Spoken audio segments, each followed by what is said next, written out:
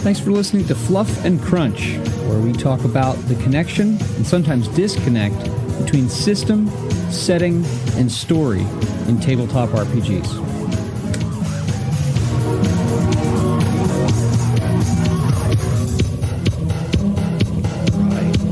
Good morning, Chris. It's been a few weeks. Yeah. I don't even know when the last time we recorded was. It's a while ago. Sometime in like mid-May, I think, something like that. Mid to late-ish, maybe third week of May. How have you been? I've been good. I had a week off work, so that was nice. And now half my classes have basically left as of tomorrow. So, in fact, I don't even have any lessons tomorrow. I'm going into school, talking to some pupils before their final exam. And then from 9 until 3, I will be sitting around doing basically admin. Well, I mean, you got to wrap things up. And I mean, if there isn't something useful to do, then don't, make work is silly. No, it's all stuff. It's all stuff that needs doing for next year. So cool. Excellent. So, yeah. So that'll be nice. And you've been on holiday. I have been on holiday. I'm going to use the British term to explain. I'm going to call it a holiday. And we went to, our last stop was a few hours in Victoria, British Columbia. And we got to see the very nice Canadian War Memorial there, and also a very nice statue to Queen Victoria from the Prince of Wales from 1919. Wow! They're in front of Victoria's like legislative house. I don't know if you'd call it its Parliament House or what. I don't know. But yeah, we went for a 1-week cruise in Alaska for our 20th anniversary, and it was outstanding. It was super great. Excellent. And I worked because I have an adventure that I'm writing, or a portion of an adventure that I'm writing, that is a horror story that takes place on a cruise ship that I've been asked to write. And so I was able to take some inspiration and ideas and put those together. So hopefully I'll make some solid progress on that in the next few days. So yeah, it was very nice. We were gone for 10 days. It was good stuff. That sounds excellent. Yeah. Now, during this time, though, and this is the subject of our obviously, I did no gaming. I don't know if you've done any gaming, but you did something really interesting while we were. I can't remember when we last met to know whether I did. Whether I've done any gaming since the last. It doesn't matter. What? So you did something interesting, and it is the subject of today's episode. You went to, and I've seen lots of posts from Modifius and other companies, and just people in general touting. Look at that for timing. I went to Games Expo. You went to Games Expo. Where was it? So UK Games Expo is. It's always pretty much always the same weekend. We always have this June half-term holiday in the UK, so first week of June or last week of May. And it's at a place called the NEC, which is the National Exhibition Centre, which is this big place in Birmingham. Birmingham. All right. Where Black Sabbath is from. There you go. Yeah, so not Alabama, or actually there's probably about 20 more Birminghams in the US because, place names not so good at that. And so Birmingham is what we normally refer to as the second city. The difference being is that no one actually goes into it. So whereas people go to London for all kinds of reasons, the only reason I go to Birmingham is to go to the NEC. There's all kinds of things, so Games Expo, and they have other kind of Comic-Cons, and I've been there for car things. It's a big exhibition center that does big shows. So I think that's one of the differences, because my understanding is an awful lot of American conventions happen in hotels that have, that are hotel combined convention centers. Oftentimes, yeah. See, this is essentially the only convention center that's not in hotel. Okay, this is the main convention center in the UK. There are there's like smaller ones dotted around. But for example, in Sheffield, we don't have a convention. We have an arena that you can do stuff in, and we have hotels, but we don't have, to my knowledge, there's nowhere like in Sheffield or Leeds or anything where there's a convention. I've been to a Comic-Con in Manchester, but again, that's, so there's a handful. We don't really, convention centers is not a thing that we do in the UK. Whereas so Birmingham, you have the NEC is conveniently on sort of next to a couple of motorways.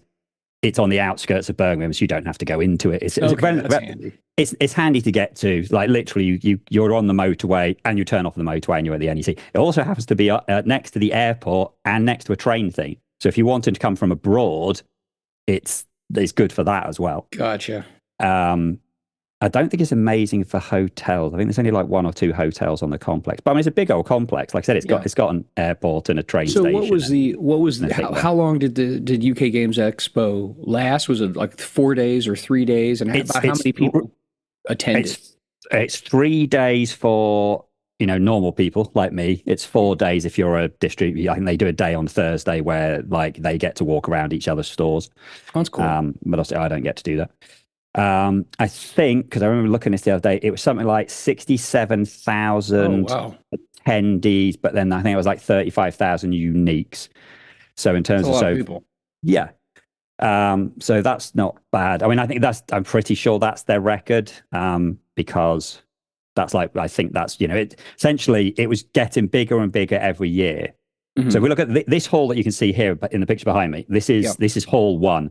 It's always been in that hall, but the first year I went, it was basically this hall, and then the hall next to it had like a tournaments in, like miniature and cards and other things like Catan World, the Catan UK Championships and diplomacy and stuff like that. And I always be like, what? And then over the years, it's got just bigger and bigger and bigger. So now there's 2 halls this size of just stands of people showing off their games. The gaming is then in a 3rd hall, and then even then now they've had like there's a big hall they split into 2, and then the ticketing is another hall on top of that. So every single year it gets bigger. So it was getting bigger before COVID. Then COVID happened, into bigger and bigger. That's cool. And it's getting bigger and bigger every year. I still don't think it's as big as is it Essen? There's a really big one in Germany in sort of September, October time, which I think is slightly bigger than this. But yeah, I mean, it's huge. And yet it still always feels horrendously busy. Sure. On the Saturday, it was Friday gets busy, but is not as bad. Saturday is vile, which is why generally as a rule, me and Annie as a rule have decided like to avoid Saturdays. And then Sunday is usually when Mika can go. It's quiet. It's like you just strolling around, and there's space, and you can get by people. And if you want to get from one hall to another, you can do it quickly. Whereas sort of even on Friday, me and Annie were like, we want to go from hall 1 to 3. Right, we're going to go out of the halls, walk through just the general convention center, and come back in. Did you? Did you do any gaming?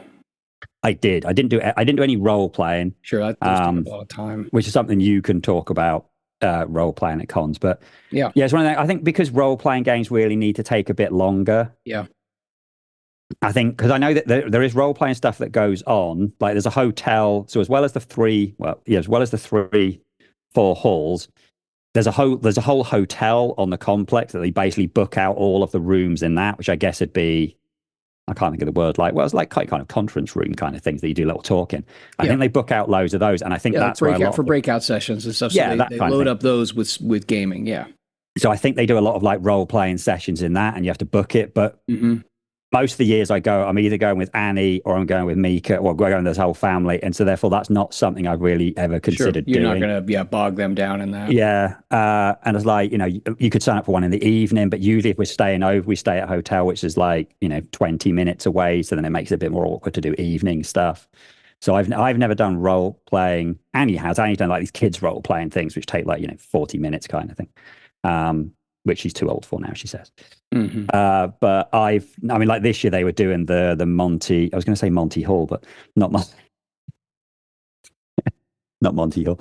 Monty Cook's. What is it? No Thank You Evil. So they were running that for kids. Running that for kids.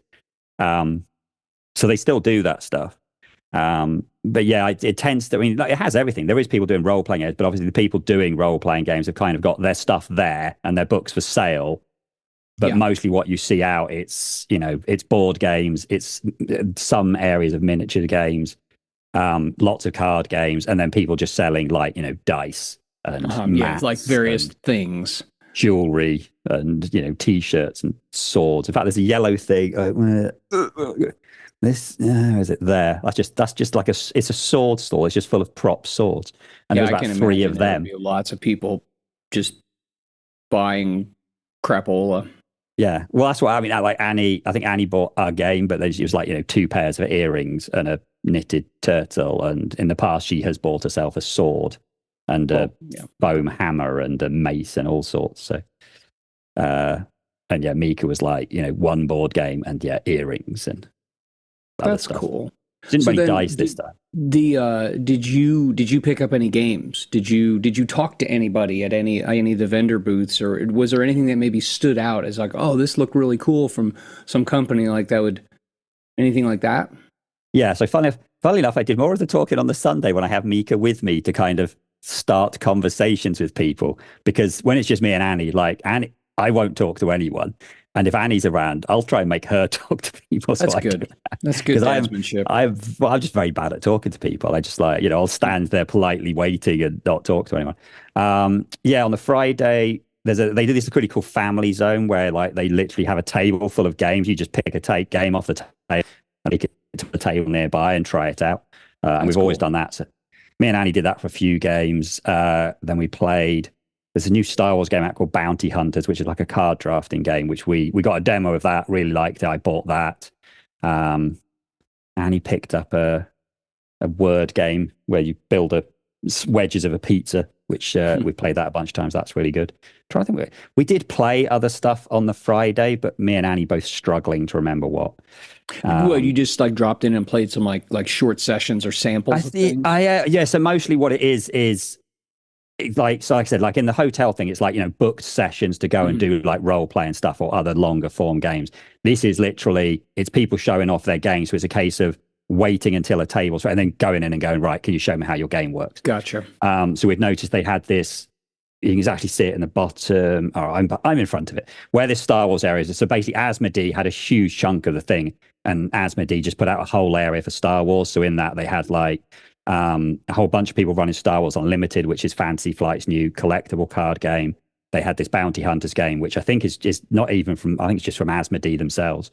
They had the Shatterpoint that I'm playing, which is by Atomic Mass, Heard of and that. then they had this thing called Mandalorian Adventures. So we looked at getting it, but it was quite busy. We thought actually we're going to want to play this with Mika anyway. So we got shown how to play it by the like one of the main designers. There was two main designers, and the main one is I can't remember his name. I mean he's famous but board game famous. It's like Gotcha. Corey What Knicha, kind of something like that. what kind of game is it? What category of So game? it's basically like it's a mission based, a hex based thing, but it's in a book. So it's one of these games you're seeing now where the map's in a book and some Hmm. of the rules will be like in a spiral bound flip books. You flip out the book and it'll have like a map in it, and then it'll have some of the instructions. You've got your basic rules for how to play it, but then that's like, well, that shows you where to put your counters and where the good guys go and what the mission is. And we had a good chat. We were able to talk to this guy and he led us through it. So that was really when we definitely that's one that we're like, well, we're going to get. It's not out till August, but we're like, yeah, we will definitely Okay, buy so that when it's you out. said it's called Mandalorian Adventures, Mandalorian Adventures, and it yeah. comes out So in August. Okay, that's cool. And that was so from that was who? cool. Uh, Good question. I Yeah, don't know I'm if gonna it's from look that up. Fantasy Flight or what someone like. I mean, Asmodee kind of has this Star Wars license, which they then seem to give to whole because they own so many little companies underneath them. They just seem to throw the license around quite happily to whoever can make To stuff. So Asmodee. yeah. I'll So put a it's link to weird it. because there's some games where so like Fantasy Flight it seems to be moving away from board games and mostly just sort of card games. Atomic Mass is now sort of Asmodee's miniatures game in Wing, but then they make other games sort of just themselves. So it's a weird setup. The other people we talked to, quite what I talked to, reason out was one of the guys designers for Mass Effect. Oh, great. Um, so I got to watch what I say because there was definitely something he said off the record. Okay, well then Um, don't say it. So you talked to yeah, them, but what are they I can't in remember general? what was What do the they offer. got coming? So the weird thing, in the past, they've always been running role-playing sessions at Modiphius' stand. I've always seen them in the past running, Acting Cthulhu Yeah. or Star Trek. Usually, I think this is the first year I couldn't see any role-playing things. The big thing for this was a big picture of Vault Boy Now You know, so like they did post some pictures though of their Dreams and Machines cosplay people, so maybe they were doing missed that that. somewhere. Yeah, I mean, it could have been off somewhere else, but so the main stall they had four little tables running games, and then literally the whole big center bit of their area was the Vault Buy. Hmm. Let me just if I can download it because I can just throw it up behind me. You can see exactly what it was. I just send you it and you can put it on the thing later. Okay, you do that. So yeah, there was a picture of literally that was the whole center thing was this like this Fallout 70. No, Fallout 70, that's weird. So it's not even one of theirs because it says Fallout 76 on the picture. So they've got this big, I mean he's 6 foot tall because he's basically my height. So this big 6 foot tall Vault guy that's in the whole middle of it. They had one table running Fallout. What's the new game called? I'm going to say it's called Fallout Tactics, but I can't remember. With a really nice board. And there was another table which I think was running the same thing. Then there was one which I thought was running Elder Scrolls, but it might have turned out that it was actually running Cohorts Cthulhu. Or was it? No, Cohorts Cthulhu Tactics, isn't it? Which I didn't bother looking at because like I have no interest at Right, I all. have heard some things about it though. Some people reading it and sounded pretty interested in it. It could have been running that, Yeah, but I'm like I thought it was Elder Scrolls, whatever it's called, which I've Call to Arms, which I've tried, and I have the space thing, and I was like, it was all right, but it was kind of too common, kind of like how Fallout Wasteland Warfare is. It's fine to play a sort of a narrative co-op game, but to play it as a competitive miniatures game, it's like way too complicated for that, which is why they've got Fallout Tactics. So it's kind of like, right, Fallout Tactics will be we can take this to conventions and people can play each other. And hmm, Wasteland Warfare will be for people to play at home with their friends and tell stories, but in a miniatures game. But then they also had one little thing set up for Mass Effect. So some of the stuff was printed rather than the final version. And I think Eric M. Lang was actually there on Saturday because Modifius posted that on Saturday. hmm. I was like, well, that's annoying because I'm like 2 halls away playing Star Wars in a Over. tournament. Um, but yeah, I talked to the guy that was there on the Sunday, and I got there sort of. We turned up, and he said he was on lunch. And then when I did talk to him, he's like, "I can't run you a demo, but I'll run him through it." So he ran us through how it works. And again, it's similar to the Mandalorian thing. Again, it will be. I don't think it's a spy round book, but you put a map down, and then you have a book which tells you the missions, and you have the characters from the computer game. And it's kind of got a leveling up thing that from session to session, your characters will improve, and during the sessions they will improve. And it seemed they've done it in a quite clever way where it's not like a crazy long like legacy format game where it'll take months and months to play. Gotcha. It's not going to be a session. So I think kind of what they're doing right. It might take say 4 sessions to play. So you'll play like mission 1, and then you to play a sort of an optional mission 2. Depending on how those went, your mission 3 will be different, and then that'll affect your mission 4. And then there's like a final mission, and then you can go back and try it again, going through a different mission path or setting your character up differently. So that sounds really cool. And like when he talked through it, it was really good. But I had a bit of a talk to him about that. I was essentially asked stuff, and I thought he wouldn't give me any answer. But I was like, can we get a role playing license? And he didn't say no, but he also didn't say yes. I just thought they're not going to tell I thought you. what he'd say is I can't talk about it. But he didn't say that. He just said, well, we don't know, essentially, was his answer. But he said BioWare have been really good to work with. So, because in the past, anyone's ever heard is that the people who make Mass Effect do not want their game. They want to hold on to their game. They don't want anyone doing anything with it. Gotcha. They want to have control over the story side of what this thing is. Okay. Yeah. And obviously, releasing an RPG that's where things start to get a little dicey because it is. But so this game isn't like a copy of an existing thing. He said like it's got a particular time period within Mass Effect 3.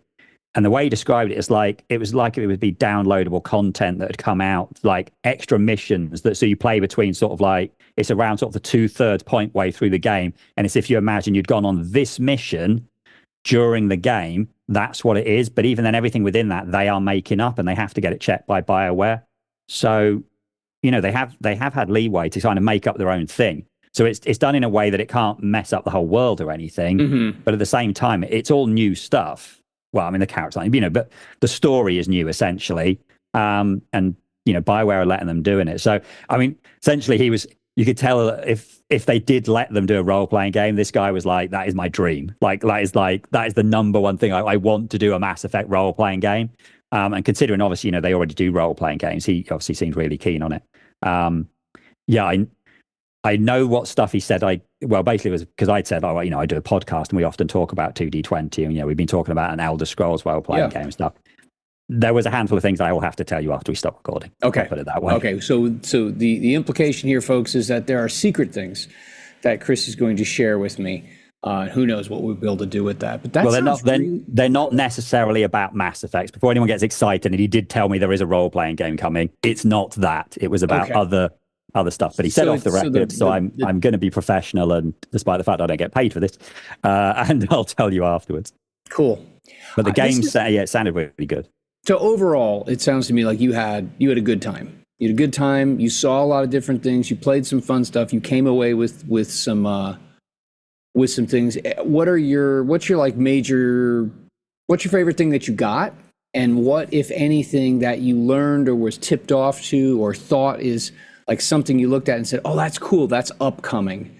What are there's three things about upcoming. Upcoming, it'd be the Mass Effect game, which I think literally Mika was like writing down details and when it was out so we could buy it for Christmas. So I think it's out in November.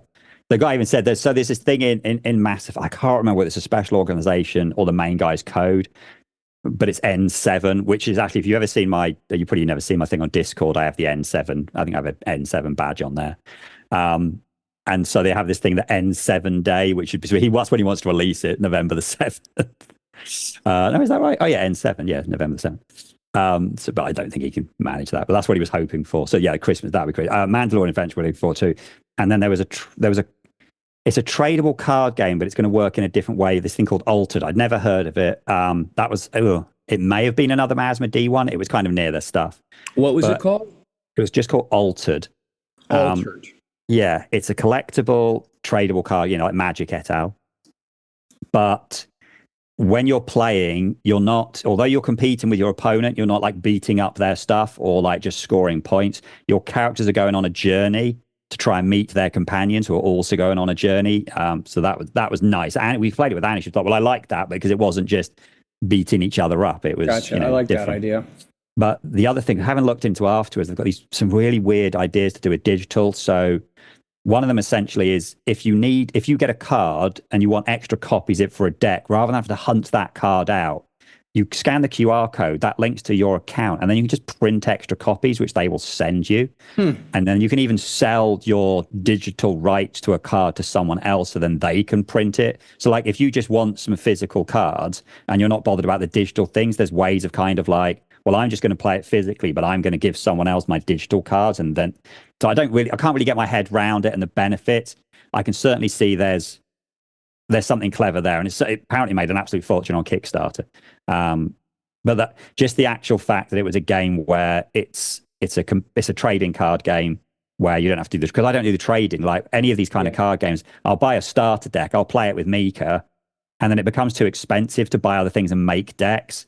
So this is the kind of thing that actually all the cards are just on them. Maybe I'll just, I'll print them myself or whatever. But so those are the three things I'm really looking forward to. In terms of stuff I bought, the Bounty Hunters card game that I bought, we've played that a bunch already. Really enjoyed that. When I was there, I haven't played it yet, but they, I don't know if you've done it because you don't really play card games. Someone for Disney released, it's Ravensburger, released a tradable card game for Disney called Lorcana. And the newest set of that has a cooperative expansion, which I hadn't heard about because I'd kind of started when it came out, I was like, oh my God, I'm so excited about this game. And I printed proxy decks and bought everything that came out and spent a fortune. And then every time a new wave's come out, I've just kind of bought the starter decks and played a few games. And then I didn't even know there was a new wave out. But yeah, there was this whole thing. So I'm excited to play that because it's literally, rather than having to play against Mika, we can play together against Ursula, which is, the sea witch from Little Mermaid. Yeah, that's cool. So that's quite cool. So yeah, I'm happy about that. And there was another strategy game we bought called Wang, which is like a board control game set in the Warring Kingdoms period of China, which we played it there and the guy explained it really badly. And then me and Mika played it at home, and halfway through I realized I got some of the rules wrong. So it's the basics are easy. The basics are like you put some tiles down, but how things interact and the scoring is more complicated. And it's kind of the strategy we realized like halfway through the second game. I'm like, I'm going to start a war. And destroyed all her leaders. And I'm like, yes. And then she's like, fine, I'm going to just come back and do this other thing. And then I ended up losing the game. So yeah, it was quite good that we're like kind of getting the hang of it every time we play. So that was good. So yeah, there was a whole bunch of, and in the middle of it, I managed to get in a tournament of Shatterpoint on the Saturday while the girls went and did other stuff. That's cool. So that's excellent. Yeah, I think it's important, and it sounds kind of, maybe this sounds kind of corny, but, and this is my contribution to this episode, because obviously I was not at Expo UK. Or UK Games Expo. I was on a ship. I think it's, if you have the opportunity to attend a convention, go. Even if it's one of these things that, you've got to travel for it. And I know, unfortunately, that can be pricey. But it's definitely something worth doing, because you get these tips of what's coming up. You get that FaceTime with designers, not from the standpoint of like, I talked to such and such, who cares? But that you actually get the opportunity to talk with them, maybe have them show you their games. And then obviously it's cool to just have the opportunity to, buy things that you might not necessarily get, because you see them from a different angle, because you're able to play them. And that's exciting. That's really cool. I know we have our local convention, RingCon, is taking place in November, mid-November of this year. And so it'll be at a hotel convention center. And I'll be there. I'll run some things, and it's a small, like, I'd call it local to maybe regional. Like, some people, good number of people come down from Phoenix. Some people will come in from California, but not too much. It's mainly just Arizona. But there'll be some vendors there, and it's always neat to just mix with people who you wouldn't otherwise at your local store or in your local, your own group. So that's really cool. That's really, how far, and remind me, how far is Birmingham from you? It's an hour and a half. I always think it's closer, because there's been years I thought, like, oh, well, I'll drive down on the Friday and then I'll drive back, and then I'll drive down on the Sunday and I'll drive back. But then I look at it and go, oh, but it's it's an hour and a half. And then there's half an hour queuing to get into the car park. So actually it's 2 hours, and Gotcha. like, yeah, going there and back every day is not practical. So did you stay? Yeah, I found a hotel sort of 25 minutes away, and it was near to, like, I had a restaurant and it was near other food places. So we did that. I ended up being the same place that me and Annie stayed at last year. Cool. So yeah, that was good. Very good. Do you have are there any other conventions of any sort that are coming up? We don't really. So I think there actually is now the magazine that I sent you a picture of the other day. Yep. Tabletop Gamer Magazine. I think they actually do like a convention thing. It's nowhere near as big as this, but I think they do something once a year now. And then other than that, we just don't really have like big gaming conventions. And like the America, you have like the really big one, Gen Con. Yeah. But then you have things like Adepticon, which is a really big one, which is mostly miniatures. Yeah. And then there's a whole bunch of other ones, like you said, scattered all over your country. We just don't really have that. I mean, literally on your average weekend, there are tournaments running at separate like local game shops. And then you have this big Essen thing in Germany. I'm sure there's something, there are other cons, but they're like, tiny little ones. And certainly around here, I don't know of any, like, in terms of gaming conventions. I mean, there's probably people that go on the Discord and go, there's loads what you're talking about. This is the big one because it has everything there. Like there are people coming from all over literally the world, because there's, all the Europeans and the American people are turning up. Although there were people missing this year. So like Wizards of the Coast weren't there this year. Hazo. Wizards was busy having committee meetings to choose crappy cover art for the core books. So busy trying to find the most bland, lifeless art to put on their flagship just game to pay books. someone to paint something decent, flipping out. They're not good, are they? They paid someone to paint things. But like companies like Cubicle 7, like you see the shadow, right? That's literally all Cubicle 7 stuff above me. So they're an American company, and Catalyst are there, and Asmodee's, God knows, they're all over the place. So there were companies from like all over the world, but right. But yeah, the other kind of conventions, I don't think tends to be much smaller than this. So this is the big one because it has everything, and anyone who's anyone pretty much will be there. We don't really have a lot of big other gaming conventions. So no, one of these days I should really look into the tabletop one. I think they do that in London though. So then it's like, well, that's then having to either like go with my parents and travel through London. Yeah, that every takes a day lot more instead. planning. But, And you know it's going to be a it's- heck of a lot pricier, so it's something that you Yeah. really do need to plan for. Whereas this is, you know, it's not close. I can't get there and back super easy, but it's not terribly far. Yeah, and This would be like me going to Phoenix, which is yeah, about a 2 even hour though the drive. hotels on site are crazy expensive, there's enough hotels within sort of 20-25 minute drive Right. that it's not an issue, which is what So- So here's what I'll throw out to you folks watching or listening. You know, if you've got a convention that's in your area, I say like something that you would consider attending. Put a link to it either put a link to it on the YouTube comments, or better yet, join the Discord. The link to which is in the notes below. Join the Discord and drop some in there, because I mean, you know, it's so weird. I mean, in Arizona, everything happens in Phoenix. Everything happens. It's the state capital, and it's like a significant chunk of the whole state's population lives in the Phoenix metro area. Everything happens in Phoenix, and there are so many things that happen in Phoenix that unless you are tapped into what's happening in Phoenix, you have no clue. Nothing happens in Tucson. And so, like, we'll have RingCon, but there are actually a couple of like game, comic book, and like, you know, various fandom conventions that take place in Phoenix throughout the year, all of which have gaming components to them. And so if you've got some regional or local con that you're going to attend here, I'll say by the end of this calendar year, by the end of 2024, drop a link. You have no idea who else is listening, who's maybe at least in the US, one state away, or maybe only a couple hours away. And because they're not tapped into your network, is like, I've never even heard of that thing. You know, I don't even know that exists. But we might, you know, you might end up helping someone find some cool opportunities to game and rub elbows with some designers. So do that. And also in the doing, like, subscribe, join the Discord. Yeah. What else? That's everything, isn't it? Subscribe to the podcast. Leave feedback. Leave feedback. Give us thumbs up. Yeah. Ring the bell. That's all at the top. And there we go. Right on.